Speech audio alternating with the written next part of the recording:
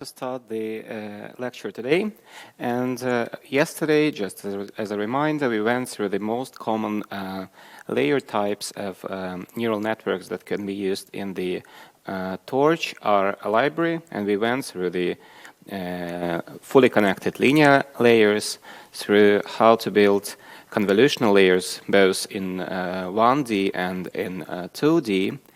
Then we saw a little bit about the application of convolutional layers to the input covariates on the image example, and saw how we create so-called features and reduce this dimensionality of the covariate space when passing through 1 and 2 convolutional layers in turn. Then we looked at the max Boolean layers, where we were selecting the maximums of some subblocks of the input tensors, and then we learned about the normalization layers, which can be used for better regularization of the parameters of neural networks. Then we also learned a little bit about dropout, which is used for performing point-wise or coordinate-wise gradient descent, and also is claimed to be useful for regularization in this sense. Then we have looked at that Torch allows us for any differentiable function to give a derivative at any point for free, allowing us to implement a lot of optimization methods. We are going to apply this to neural networks and linear regression models, but in general you can use Torch for any kind of differentiable functions that you are interested in optimizing and building very flexible applications. Then we learned a little bit the structure of how to create data loaders for Torch. And we started a little bit on the examples. In particular, we started to perform the task of regression on the Pingeon's data set, and that is where we were finished. Let's go back to our code and just recall that we were finished with running a manual stochastic gradient descent optimization ourselves. First, where we, at every step of the optimization algorithm,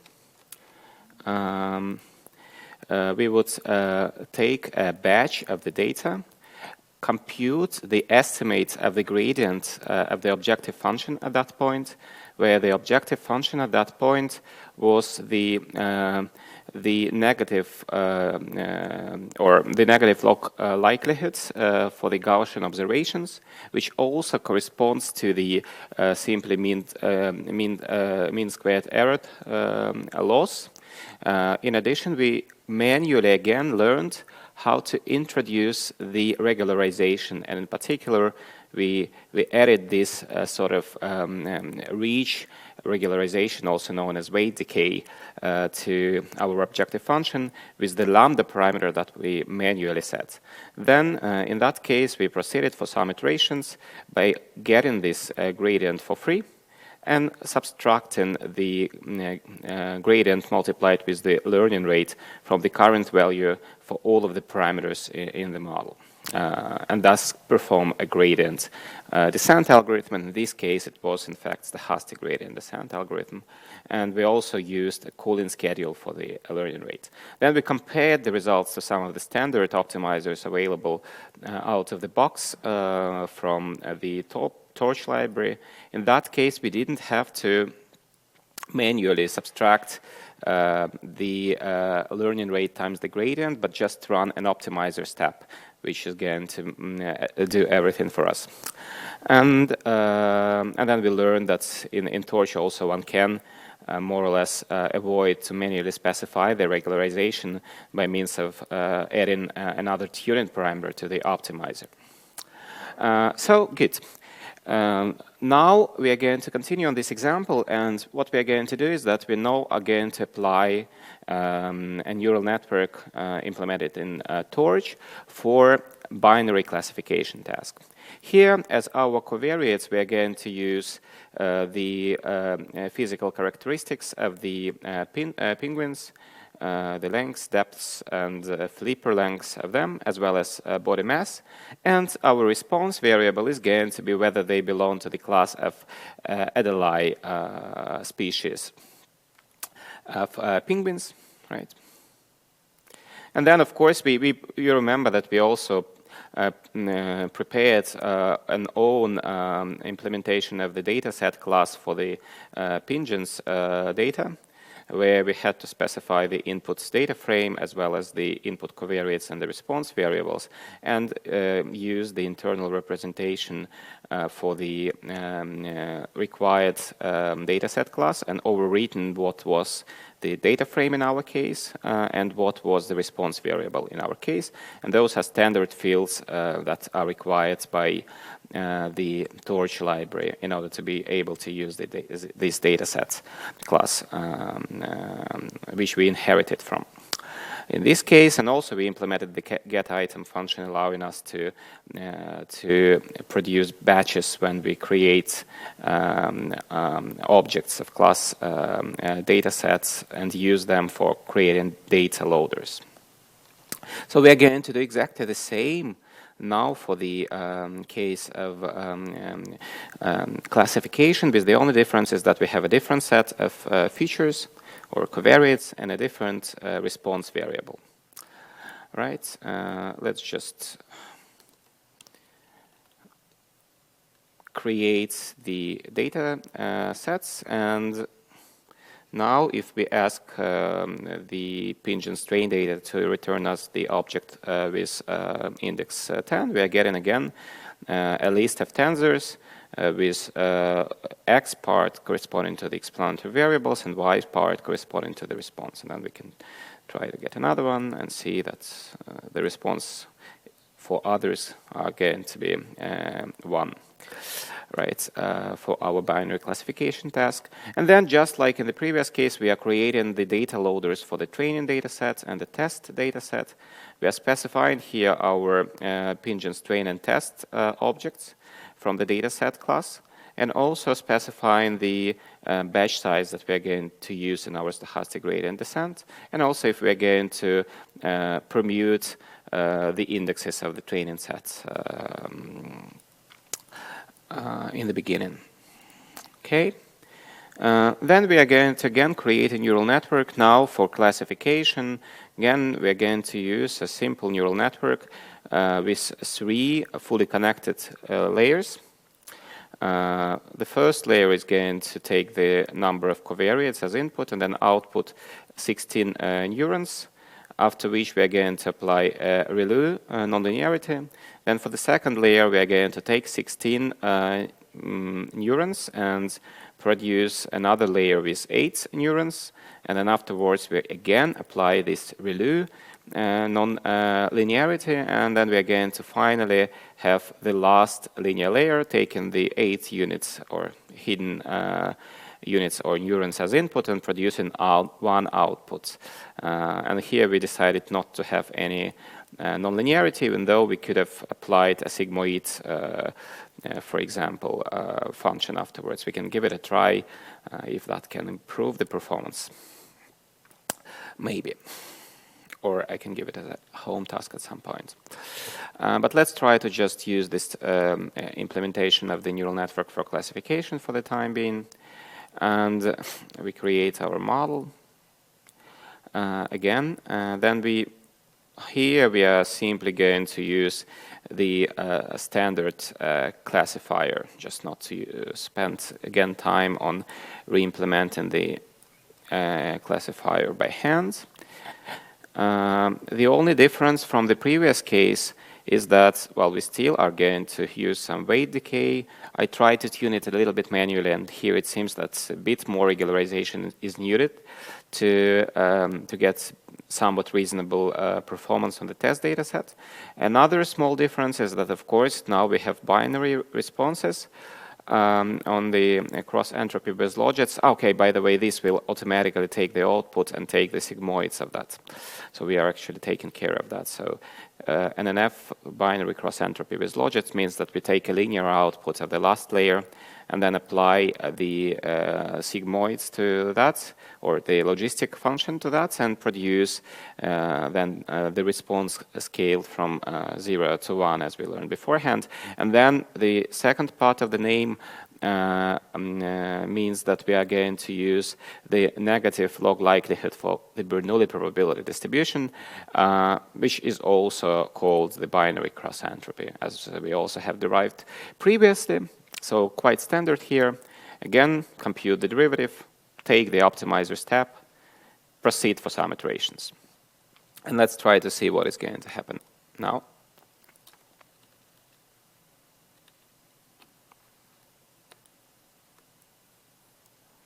So we see a bit of the convergence in terms of our loss function. It's quite quick for this small data set.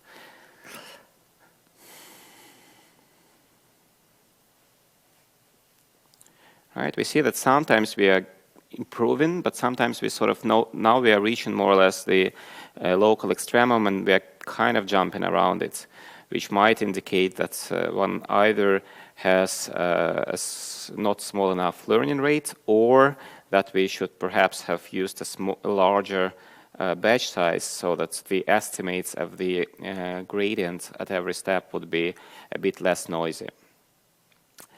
But typically in the long-term run, it's still kind of convergent.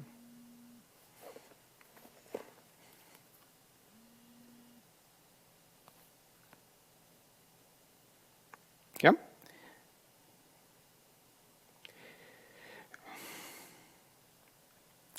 Okay, and then we are going to evaluate our model, right? And we are going to now, this evaluation means, as a matter of fact, I perhaps should have commented that, that we are going to ask the model object to stop computing the gradients of the with respect to our parameters, so it's going to just make propagation through the network for predictions faster. This is kind of a small flag that tells the torch object to forget about computing the gradients all the time and keeping them. Okay. Then we would like to compute the test losses, and we simply go in batches through the test data set. Right, and again, we are then computing the binary cross entropy with logits on the test data sets.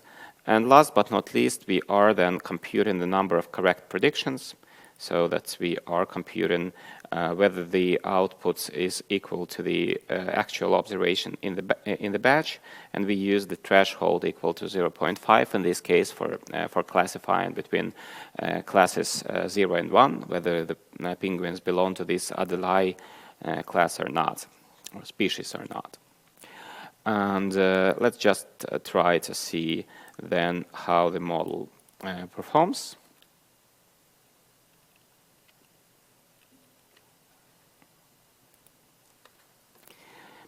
In this case, we actually didn't have a very good performance at all.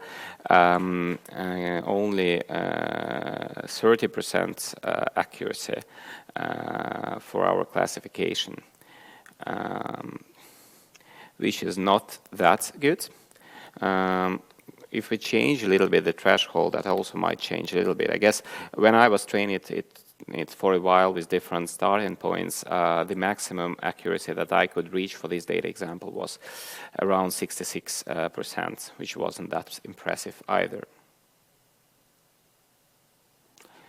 Now it's like with a smaller threshold on the classification, we could have increased the accuracy to 56%.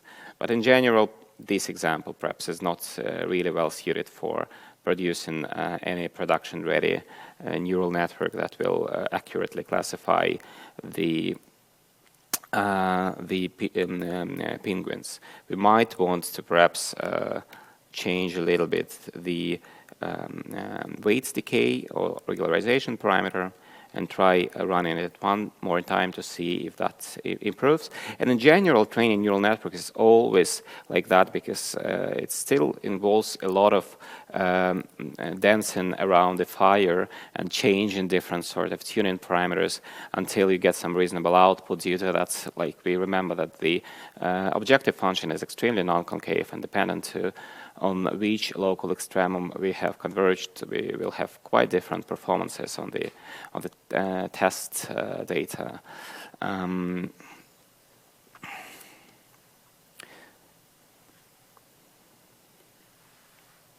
Especially for the small data sets.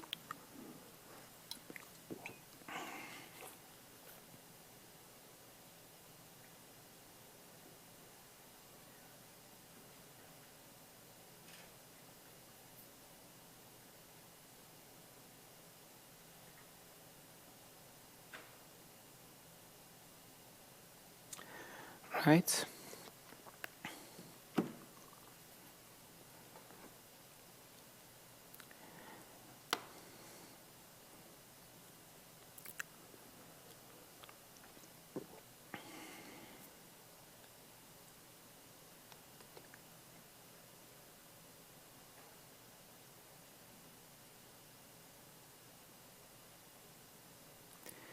Yes, and let's just again evaluate and see if somewhat less regularization ended up now with somewhat better performance.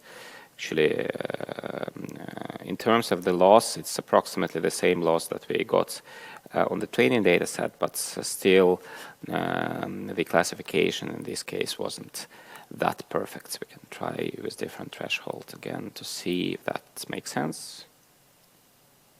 Yeah, no, not really. So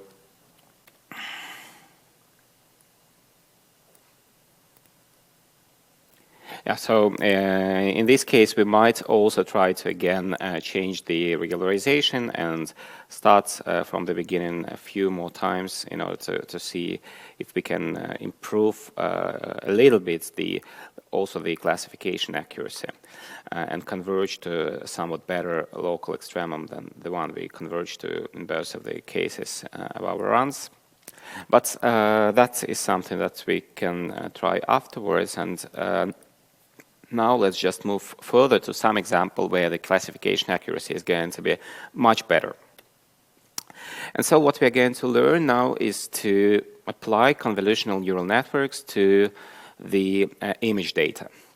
And well, we discussed a little bit the structure of the convolutional layers.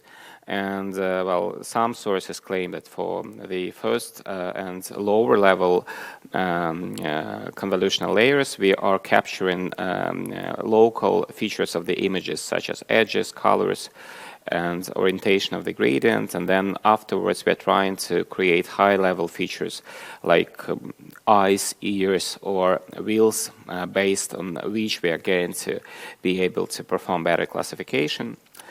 And also, last but not least, we have to remember that the convolutional networks, they allow for the convolutional layers to capture the dependencies between the neighboring pixels by design of the convolutional layers, which, as you remember, we're applying those filters with fixed weights to different submatrices of the feature or the neuron matrices from the previous layers to produce the reduced representation of them. And let's just try to see how typically a convolutional neural network looks like. So it takes an image, then it takes the first convolutional layer and reduces the dimensionality of the image and kind of reduces every group of pixels to a single pixel. And then we can produce many channels. So typically we would have 3 input channels for red, green, and blue, and can produce as many as we want, so that we have much more channels after the first transformation. Then we apply a nonlinearity. Then it's typical that we create some kind of a pooling layer and perform max pooling again, either to the same number of channels, or again we can change the number of channels. Then typically one has another convolutional layer. Again, we further reduce typically the dimensionality of the number of neurons, and further every block of pixels is compressed into a single pixel, taking care of the spatial correlations in the neighborhoods. And then again one typically has a pooling, and last but not least one can proceed almost for as much as one can with these sort of combinations and convolutions and poolings and applying nonlinearities. But typically at the end one always had a few fully connected or linear layers. So after the last output of the last convolutional layer, we are taking and flattering all of the, so to say, neurons into a single one-dimensional tensor, and apply a few convolutional layers before we produce the classification into multiple classes. And now we're going to look at the same example as we addressed beforehand for the digit classification.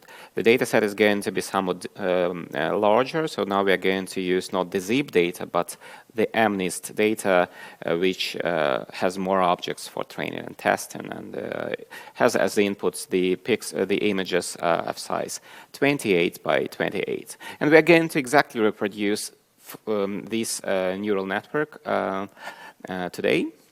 And this particular neural network first takes the input image, and this image comes only in one channel because it's black and white.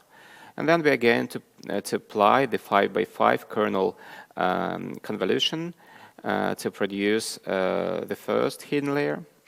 After that, we are going to apply the max pooling operator with a stride equal to 2 and the size of the window equal to 2 to further reduce the dimensionality of the vector of pixels, or matrix in this case of pixels, and we are going to use the N1 channels. I think I used 3 channels, but we shall take a look at that.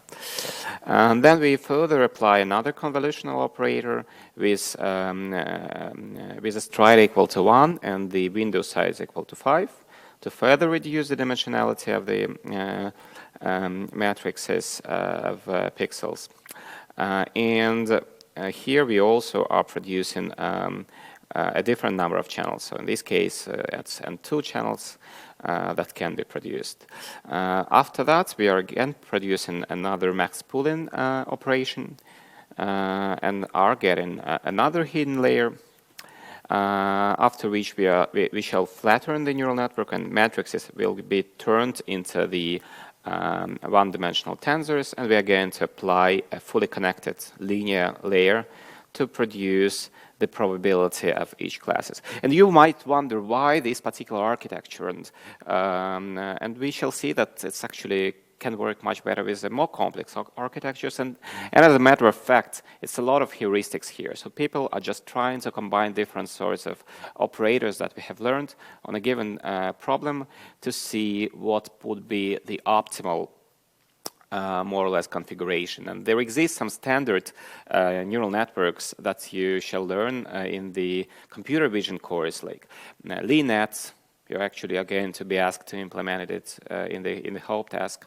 There exists an AliaksNet. There exist different sorts of VGG nets, which all the people now have been using for a while, because those nets were known to produce good results for image classification. And there have been created many other neural networks and many other novel designs to combine those sort of operators that we have learned and to add to them a few other operators. But typically it's still more of engineering tasks rather than mathematics. Even though today there exist methods for more or less perform combinatorial optimization to kind of explore some space of possibilities by promoting different sorts of operators, different sorts of kernel sizes, different number of channels, and so on and so forth. And those, of course, for every given task might be able to produce better results than the standard architectures. But today we are going to implement this one, and also we are going to implement some simpler and more complicated ones. And if we look at this particular configuration, then we are going to, first of all, here we can obtain the data, the MNIST data from a Torch Vision library. So it's available for us more or less out of the box, which means that we won't have to download the data more or less manually, and we won't have to inherit the data sets ourselves to create a class for our particular data structure. It's available out of the box from the Torch Vision library. And there are a few other standard vision data sets like Fashion MNIST and K-MNIST for some Japanese symbols that you're again asked to try out with LINET in your home task. But here we are going to simply use this MNIST data, and I will just show you that the training and the test set objects are just 28 by 28 images, and we can depict the 8th image from the train set, and that would be a 3, for example. We can depict an 18th object also, and see an 8, and we see that the images are of different quality, and some of them are clear enough, others are quite noisy. And so we can take a look at different images here that we have in the set. It's 60,000 images in the training set and 10,000 images in the test set. Here, now of course we have to still create the data loaders. So we just give our training and test sets to the data loaders, as well as specifying the batch sizes equal to 100 in this case, and whether we are going to shuffle or not. Again, just like we did for the penguins data set. Right, and then we just can try out whether we can iterate through these data sets, and we see how the iterating through the training and test loaders are producing batches of size 100 values of pixels, and the corresponding 100 response variables with the classes values. And that's what the for loop inside the training procedure is going to do. Iterate many times through the training data set, compute the gradient or the estimate of the gradient for every batch, and take a stochastic gradient descent step. And well, here I would like to pay your attention to that. I implemented several different models. So I first started to simply implement a multinomial logistic regression, just taking our 28 by 28 images, pixel images, meaning that we have 784 covariates, and producing single outputs with 10 probabilities. So no hidden layers at all. Multinomial regression. Then I also tried out a deep neural network. Now with two hidden layers, first one producing the 128 neurons, and then mapping the 128 neurons from our hidden layer to the probabilities of 10 classes. Well, it's one hidden layer here. Then what is more or less of interest for us is the neural network that we have just looked at. So we remember that in the lecture, we first would like to apply a convolution with a kernel size 5 by 5. So we would like to first specify those operators here. So we say that we need a convolution with stride equal to 1, no padding, and the kernel of size 5 by 5, and we are going to produce 5 output channels. So N1, in our case, we asked it to be 5. Then we need a pull-in layer, like here, producing the pull-in with the kernel size equal to 2 and the stride equal to 2. That is going to produce also 5 output channels by default. Then we are taking another convolution with 5 input channels. Remember that we produced the 5 channels here. And it's going to output N2 equal to 3 channels. So N2 is going to be 3 in our case. And then we are asked again to use the kernel size of size 5. And the strides equal to 1, meaning that we are going to move 1 column and 1 row at a step when we are moving our sliding window of the kernels, convolutional kernels. Then we are going to apply a max pooling operator, again with a kernel size equal to 2 and a stride equal to 2. And we also need the fully connected layers, or 2 fully connected layers. First, to map the output of the max pooling layer into a set of neurons, and then to produce the class probabilities for our digits. So we're going to use 2 fully connected layers. And also it was asked actually to use here a dropout for the second fully connected layer. So before applying the second fully connected layer, we are also going to have a dropout, and I set that up with a dropout probability of 0.25. So, and then when we propagate through the network, we start with our input pixels, apply the first convolution, apply the max pooling operator, apply the second pooling operator, or I actually forgot the second convolution here. Well, that was a bit of a blunder, but we can fix it.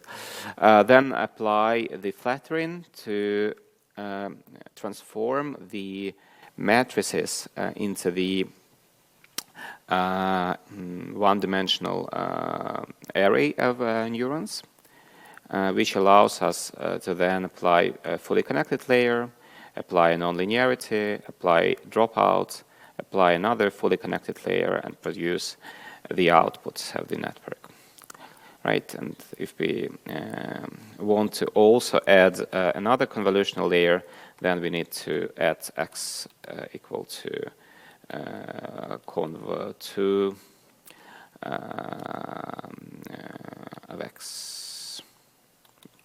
And if we want to add some other layers or delete some of the other layers, we also can quite easily manipulate that in this forward function for the neural network module in Torch. And it actually, for these data, it's going to take quite a while to train the network. Let's just comment this out for the time being.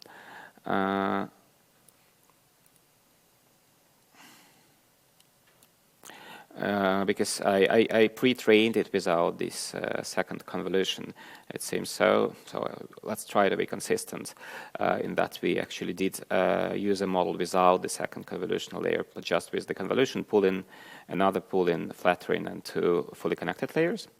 And then we again create the object of class neural network, and we can try to train the model. And I will just start training with a few iterations, and then I can show you how to save and load the objects, because it actually takes a lot of time to train without GPUs. And in this case, we don't have access to GPUs. I'm sorry, we have to specify the optimizer. Yeah, so we start our optimization, and whilst it's training, we can just take a look at our loop. So we again created an optimizer, which was a standard Torch Atom optimizer and we specified the parameters with respect to which we're going to update. And we also specify the learning rate and the weight decay parameter for regularization of our neural network. Then we ask it to be run for 10 epochs and loop through the whole training data sets to produce batches. And on every batch, we are going to take the gradient of the objective function, and in this case, the objective function is going to be the multi-class cross entropy, which is also the negative log likelihoods for the multinomial probability distribution. And we use still our type reach regularization with the regularizer parameter equal to this one. Right, so it started to produce now the first I asked it to produce and write out the loss every 100th iteration. So we kind of now have done 200 iterations, but it's going to take a while to actually go through the whole training procedure, because we are going to have 10 epochs, and for every epoch we have to propagate through the training data sets of a size 60,000. Again, it's very fast with GPUs, but here we didn't have access to GPUs, so it takes quite some time on CPUs.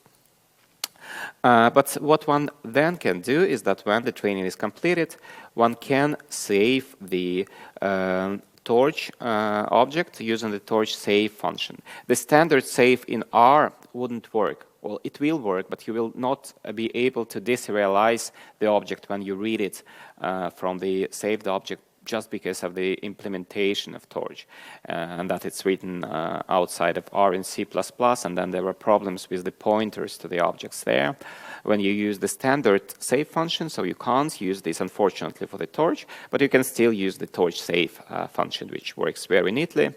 And now we see that after some hundreds of iterations, the loss continues to reduce. But for the time being, to not wait for another 10 minutes until it finishes training, we can stop it. And let's just, first of all, for our neural network, we can read it. And in order to read it, we simply can, first of all, specify what we have saved. And just use a torch load function. And then let's say that our model is equal to torch load. Right, so we have loaded our trained neural network after 10 epochs. Then again, we set it into the evaluation mode to avoid to compute the gradients. And then we can propagate through the test data set to produce the negative log likelihoods, or our cross entropies loss for every training, or every object in the test data set, and also to perform predictions and compute the amount of correct predictions, allowing us to then compute the overall accuracy. And let's just do this.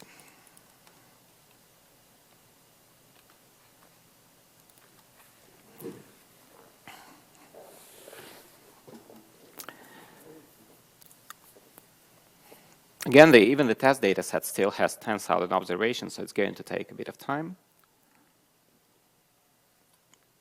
But well, here we see that the accuracy here is much better than in the examples with the penguins, and we managed to obtain the accuracy of 96%, and we can further improve it by playing around with the architecture, as I can show you in a few minutes.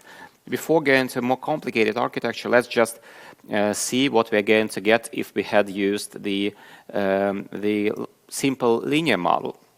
And again, we wouldn't spend time to try to run the inference or optimization, because it's going to take a lot of time on CPU. So let's just load the model corresponding to the simple multinomial regression.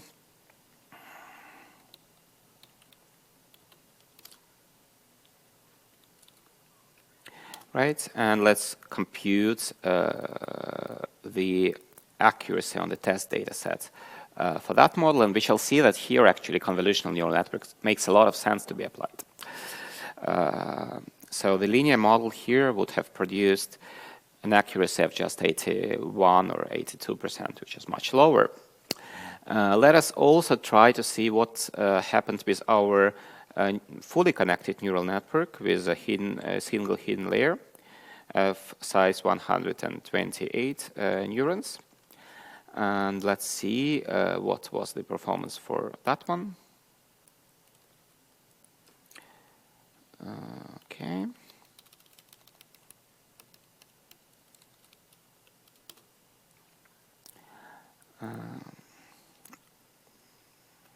I will upload, of course, the code so you can try waiting for the whole training procedure at home when preparing the home task.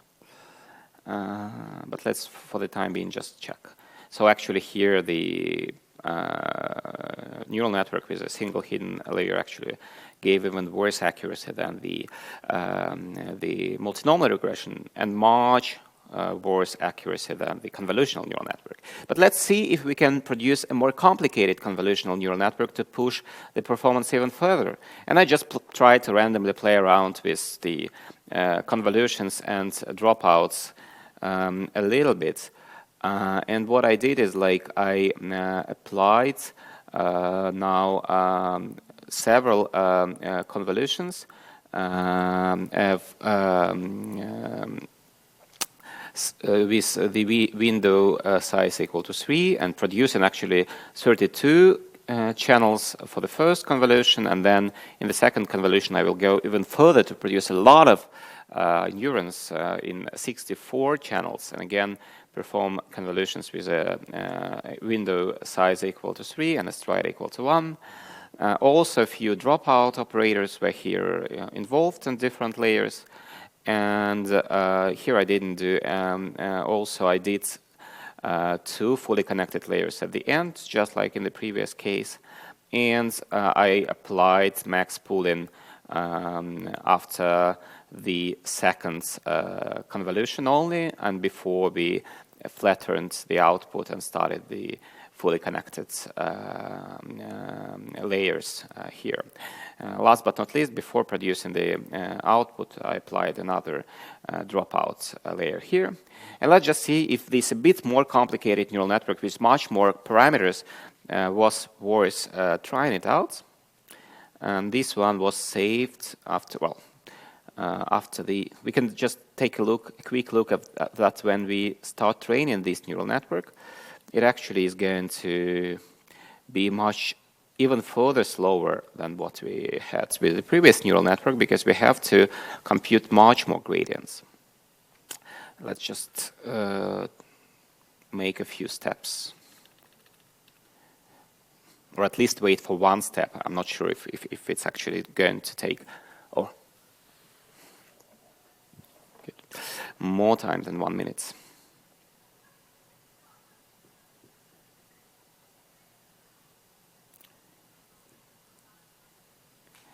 Yeah, it's a bit slower than the previous case. But we right away actually got quite reasonable value of the loss after 100 iterations only. So let's see what would be the overall performance on the test data set for this more complex convolutional neural network. And yeah.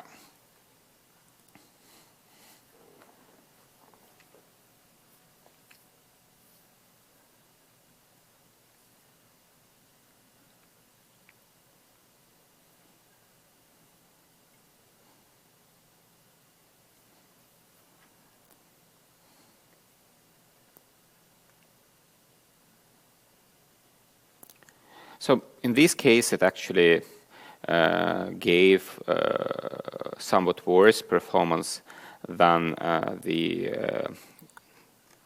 or wait a second. I perhaps have forgotten to load. It was the performance, the 87% is something that we got after just 100 iterations within the first epoch. So actually, even after very few iterations, it gave something better than the fully trained logistic regression and the fully trained neural network with fully connected hidden layer. But let's just try to load this one, and this one was saved in this torch CNN object. for the full training.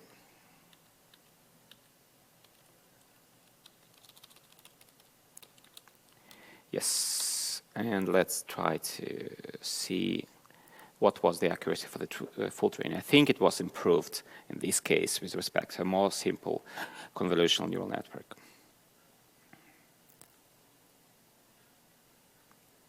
Yeah, so we actually managed to get to 98% accuracy versus 96% in the previous case.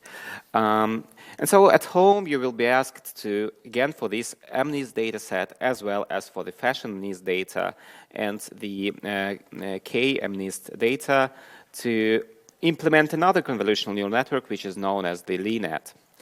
Right, and in order to be able to use the FNIST instead of MNIST dataset, you are simply going to use FNIST classes here, and for the K-MNIST, you're going to use the K-MNIST classes here. So, for example, we can use K-MNIST, and it's going to simply produce us the images of a different class. But that's it for today, and yeah, have a nice weekend. See you next time.